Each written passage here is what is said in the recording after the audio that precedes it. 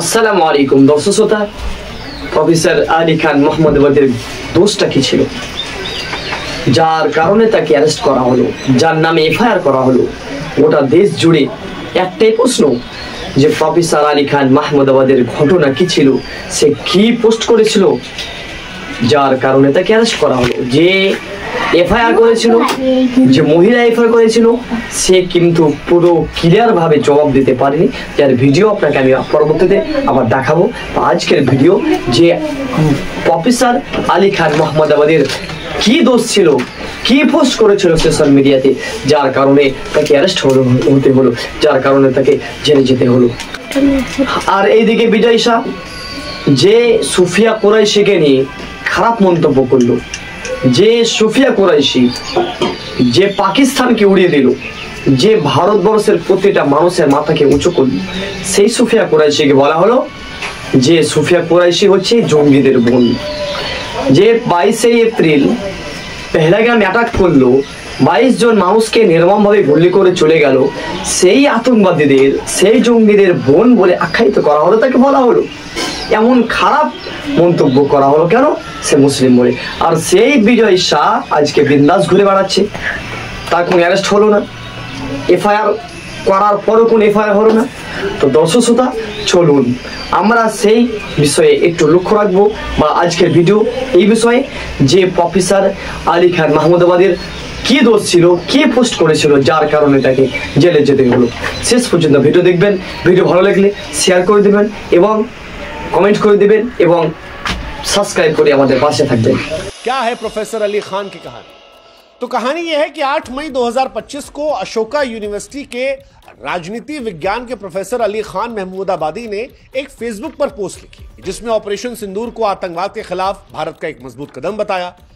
आतंकवादियों को शरण देने की पाकिस्तान की नीतियों को बेनकाब करने का जिक्र था। वो सोफिया कुरैशी को सामने रखकर जो मैसेजिंग दी जा रही थी, उस पर एक सवाल कर रहे थे कि ये बातें निरर्थक हो जाती हैं जब मॉब लिंचिंग, बुलडोजर की कार्रवाई और नफरत की सियासत देश में रहती है। वो कह रहे थे कि सोफिया कुरैशी विंग कमांडर की प्रेस कॉन्फ्रेंस ऐतिहासिक है, लेकिन ये कहा कि अगर सामाजिक भेदभाव नहीं मिटा तो ये दिखावा हो जाएगा।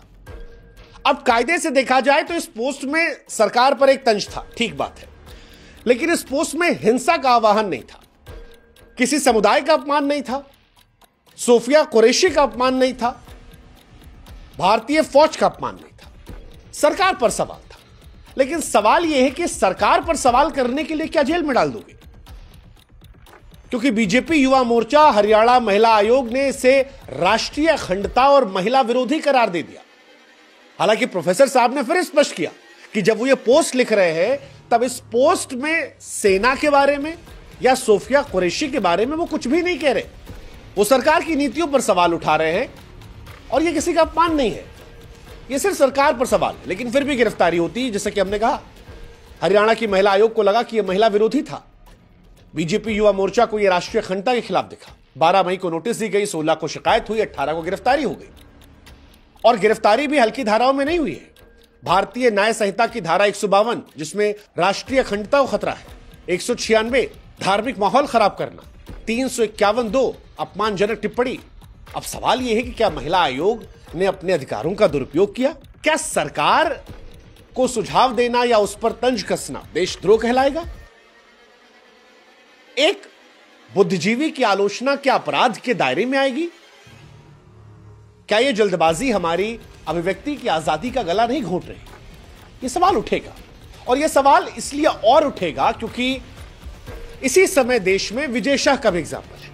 11 मई 2025 को मध्य प्रदेश के मंत्री हैं विजय शाह, जिन्होंने सार्वजनिक तौर पर कहा था कि जिन्होंने हमारी बेटियों का सिंदूर उजाड़ा, उनको हमने उन्हीं की बहन भेजकर ऐसी तैसी करवाई। अप्रत्यक्ष तौर पर उन्होंने सोफिया कुरैशी को आतंकवादियों की बहन कहा था, क्योंकि वो मुसलमान थी। कि वो मुसलमान है तो उनके पास गई तो उनकी बहन हो गई। वो भारतीय सेना का अपमान था। जबलपुर हाईकोर्ट ने उससे गटर की भाषा कहा था, सुप्रीम कोर्ट ने फटकार लगाई थी, एफआईआर भी दर्ज हुई। लेकिन मंत्री जी अभी भी पद पर बने हुए हैं, और यही दोहरा मापदंड आज सवाल खड़ा कर रहा है, और अटल जी वाली बात को हमको बार बार याद दिला रहा है कि सरकारें आएंगी, सरकारें जाएंगी, देश रहना चाहिए। नाम और धर्म के आधार पर क्या सजा देगी? प्रोफेसर अली खान मुसलमान है, अशोका यूनिवर्सिटी के प्रोफेसर है, समाजवादी पार्टी से उनका रिश्ता रहा है, सेना की तारीफ की थी, बीजेपी के वो आलोचक रहे। जो चलेगा, सरकार या पार्टी का आलोचक होना गुनाह नहीं है। That is why we are democracy. हम में चाइना में, हम में रशिया में, हम में नॉर्थ कोरिया में यही अंतर है। हालांकि इस बीच में इनके दादा का जिन्ना कनेक्शन भी खूब वायरल हुआ, उधर भी हम जाएंगे। लेकिन विजय शाह के सामने प्रोफेसर अली का जब नाम आता है तो यह सवाल उठता है कि एक तरफ माफी दी जा रही है, एक तरफ छत्रछाया दी जा रही है, एक तरफ पद से भी नहीं हटाया जा रहा, और एक आदमी को आप घर से उठा ले जाते हो, जेल में डाल देते हो। यह कैसे पॉसिबल है? एक आदमी ने सुझाव दिया था, एक आदमी आपके सामने प्रत्यक्ष तौर पर कह रहा है, जिसको लेकर कोर्ट कह रहा है। जो एफआईआर आप कर रहे हो, एक आदमी पर इतनी सख्त कर रहे हो, एक आदमी पर इतनी हल्की कर रहे हो, कोर्ट कह रहा है। क्या यह भारत का निष्पक्ष लोकतंत्र है? क्या कानून की तराजू पर भी धर्म और सियासत का वजन अब भारी हो रहा है? प्रोफेसर अली खां कोई ऐसा नहीं कि एरा गैरा नथु खैरा शख्स है। पढ़ाई लिखाई देखेंगे तो कैम्ब्रिज यूनिवर्सिटी से उन्होंने पीएचडी की है, एमफिल किया है, एमहर्स्ट कॉलेज से बीए किया है, दमेश्कस यूनिवर्सिटी से अरबी में अध्ययन किया है, अशोका यूनिवर्सिटी में राजनीति विज्ञान के विभाग प्रमुख है, इतिहासकार है, लेखक है, और लिखते रहे, कई सारी किताबें लिखी है। राजनीतिक पॉइंट ऑफ व्यू से देखेंगे तो समाजवादी पार्टी के पूर्व प्रवक्ता रहे हैं। परिवार महमूदाबाद के नवाबी परिवार से रहा है, पिताजी इनके कांग्रेस के विधायक रहे हैं। और यह सब ना भी हो, मान चलो कोई साधारण सा इंसान है, तो क्या उसकी पहचान या सियासी रुख के चलते उसे गिरफ्तारी कर ली जाएगी? यह किसी भी सरकार में हो सकता है।